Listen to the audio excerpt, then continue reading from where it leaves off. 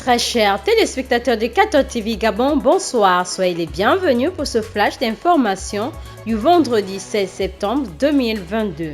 C'est sur le vol du retour du Kazakhstan que le pape François a tenu une conférence de presse avec les journalistes qui l'accompagnaient. Pour le Saint-Père, il faut toujours dialoguer. Il a parlé du droit à la défense et du trafic des armes, mais aussi du rôle de la politique de l'Occident dans une crise des valeurs qui risque de générer du populisme. L'Église a besoin de pasteurs, pas de plans pastoraux. Ce vendredi 16 septembre 2022, la rédaction de 14 TV Gabon a reçu sur son plateau Sœur Madeleine Mokono de la congrégation des Sœurs Trinitaires de Valence. Avec elle, il a été évoqué la vie de cette famille religieuse dans la ville de Tchibanga et surtout la réouverture du foyer du Rosaire. Une véritable famille éducation de socialisation donnant à la jeune fille dont le niveau scolaire varie de la 6e en classe de terminale.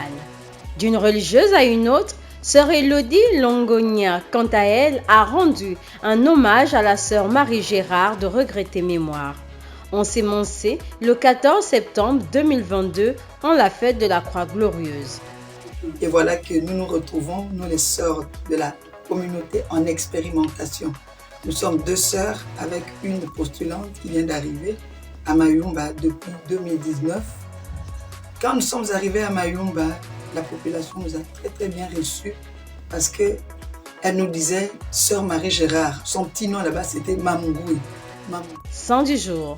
Cyprien, évêque de Carthage, fut décapité le 14 septembre et ses lettres et ses œuvres écrites ainsi que sa passion révèlent en lui l'âme d'un véritable pasteur, toujours sur la brèche pour soutenir ses frères dans la persécution et sauvegarder l'unité de l'Église.